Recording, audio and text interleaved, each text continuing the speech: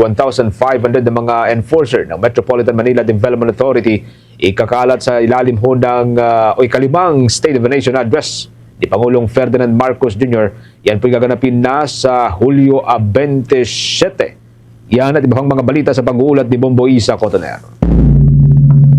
Bombo Genesis, naghahanda na ang Metropolitan Manila Development Authority para sa ikalimang State of the Nation Address ni Pangulong Ferdinand Marcos Jr. sa Hulyo 27 sa Batasang Pambansa sa lungsod ng Quezon.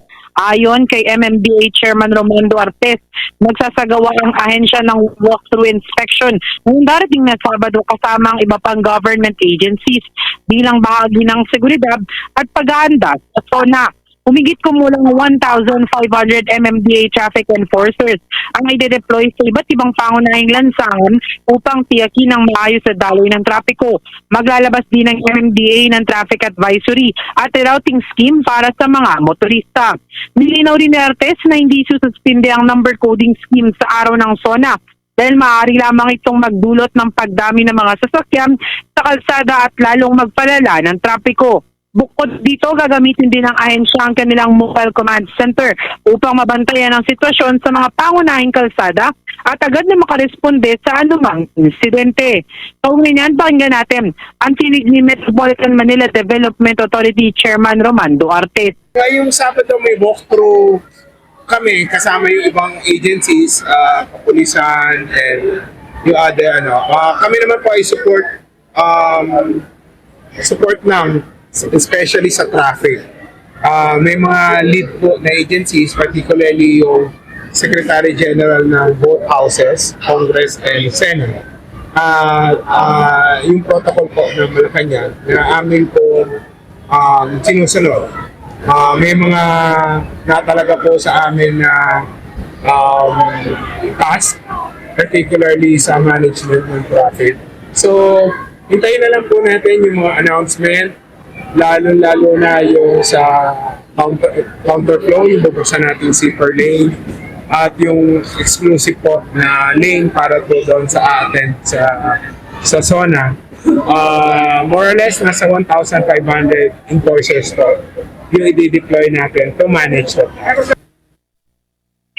Samantala, sa iba pang balita, iniimbestigahan na ng Metropolitan Manila Development Authority si Special Operations Group Task Force for Road Clearing Head Gabriel Go matapos ang naging pagsita nito sa sigurong nahuling nagmamaneho ng motorsiklo nang walang suot na helmet.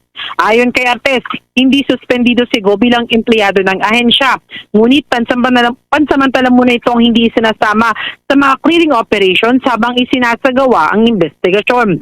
Naglabas na rin ang MMDA ng show cause order na nag-uutos kay Go na magpaliwanag kaugnay ng reklamong inihain laban sa kanya. Kasabay nito, sinabi ni Artes na rerepasuhin ng MMDA ang patakaran nito sa pagpo-post ng mga video ng kanilang operasyon sa social media upang matiyak na sumusunod ito sa Data Privacy Act at iba pang umiiral na mga alintuntunin.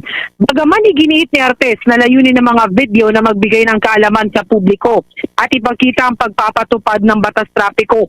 Sinabi niya ang kukonsulta pa rin sila sa Data Privacy Commission upang malinawan ang mga patakaran sa paggamit ng naturang mga video. Muli, ang tinig ni Metropolitan Manila Development Authority Chairman Romando Artes. Agad naman po nating inaksyonan yan. Bagamat hindi siya suspendido sa trabaho, sinuspend muna natin yung clearing ops niya.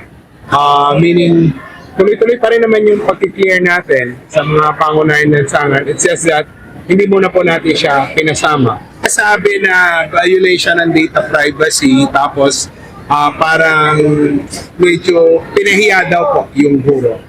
Ang akin na po masasabi, hindi naman po siguro intention na mapahiya or i-generalize yung mga guro. Wala pong ganong intention, lalo na po sa aming ahensya. We'll see. Ano rin po siguro namin, itatawagin din po namin siguro yung side ng guro. Aside doon sa explanation ni Mr. Go, na i-review pa rin namin yung polisiya namin regarding posting to make sure nga na maproteksyonan yung privacy.